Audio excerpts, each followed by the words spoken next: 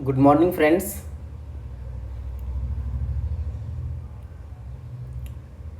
Friends, आज से हम लोग जेपीएससी फैक्ट्री यूट्यूब चैनल है। जेपीएससी फैक्ट्री यूट्यूब चैनल के माध्यम से हम लोग आज पॉलिटी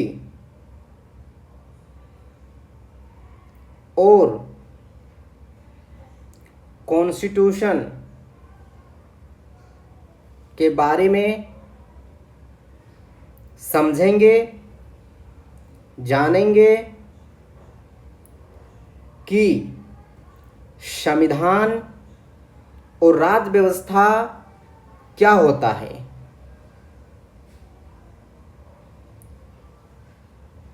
अगर हम लोग संविधान और राज्य व्यवस्था में अंतर जान लेंगे तो जो प्रश्न पूछे गए हैं प्रीवियस ईयर का,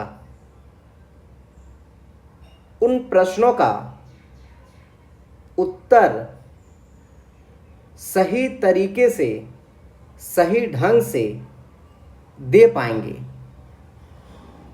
तो सबसे पहले हम लोग इन दोनों में अंतर जान लें। आम तौर पर लोग इन दोनों को समानार्थी समझ लेते हैं, इक्वल समझ लेते हैं, लेकिन ऐसा नहीं है। दोनों में अंतर है। संविधान और राज्य व्यवस्था दोनों अलग अलग है। तो सबसे पहले हम लोग जानेंगे कि संविधान क्या है, कॉन्स्टिट्यूशन क्या है।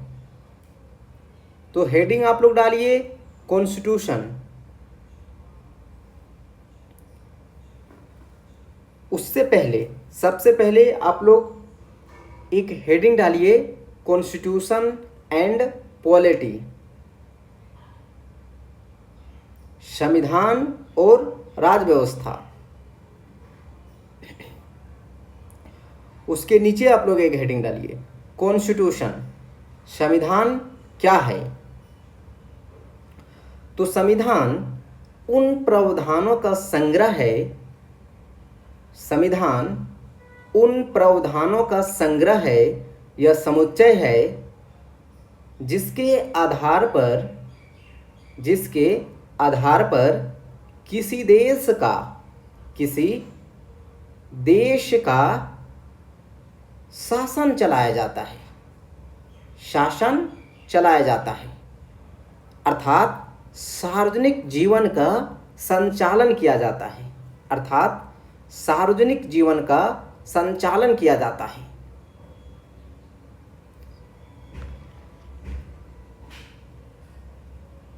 संविधान उन प्रावधानों का संग्रह है, समझाने के लिए बता रहा हूं। संविधान उन प्रावधानों का संग्रह है जिसके आधार पर किसी देश का शासन चलाया जाता है। तो संविधान में प्रावधान है। क्या क्या प्रावधान है भाई? भाग है, अध्याय है, अनुच्छेद है, खंड है, उपखंड है, जिसके आधार पर देश का शासन चलाया जाता है। शासन का मतलब सार्वजनिक जीवन का संचालन से है और इसका संबंध कभी भी निजी जीवन से नहीं है। इसका मतलब मैं कितने घंटे सोता हूँ ये संविधान का विषय नहीं है, ये मोदी जी का विषय नहीं है। और यदि मैं अपने ड्यूटी छोड़ करके सोता हूँ तो ये संविधान का विषय है, ये कानून का विषय है, ये मोदी जी का विषय है। लेकिन छुट्टी का दिन है और मैं सार्वजनिक कार्यों में संलग्न नहीं हूँ और निजी तौर पर उस दिन 12 घंटे सोने का निर्णय लेता हूँ तो यह संविधान का विषय नहीं है। शासन का मतलब सार्वजनिक जीवन का संचालन से है, कभी भी निजी जीवन से नहीं है।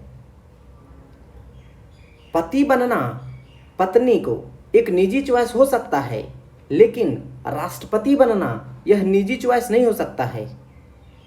ये मेरे और आपके कहने से नहीं होगा, ये सार्वजनिक सार्वजनिक या राजनीतिक के तहत होगा, भारत के संविधान में के अनुसार होगा। सार्वजनिक व्यवस्था में राजनीतिक व्यवस्था आता है, कानून व्यवस्था आता है, शिक्षा व्यवस्था आता है, आर्थिक नीति आता है और अर्थव्यवस्था आता है।